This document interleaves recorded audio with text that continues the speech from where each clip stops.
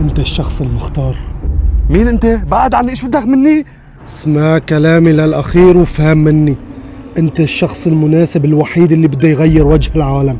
لك انا تغير وجه العالم؟ بعد عني، انا زلمه درويش عباب الله، شو بدك مني؟ اسمع مني عبقول لك، انت اسمك محمد ابو نضاره، انا بعرفك كتير منيح وكنا مراقبينك من لما كان عمرك 5 دقايق. اسمع للأخير وفهم. طيب نزل ايدك، رح اسمع شو بدك مني؟ فهمني. اسمع وركز معي. هلا بدي اعطيك احداثيات بدك تروح عليها وتحفر بغمائط 12 سنتي. بدك تلاقي الكنز يلي بده يغير وجه العالم.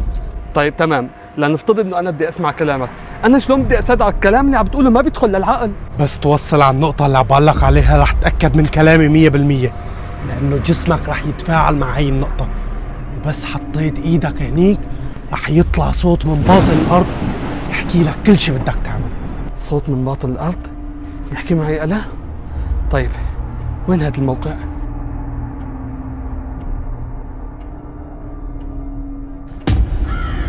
هذا هو الموقع، بظن صرت قريب، لازم أكون وصلت على هاي النقطة بالتحديد. شو عم بيصير؟ مزبوط، طلع حكيه مزبوط، أنا المختار، أنا المختار.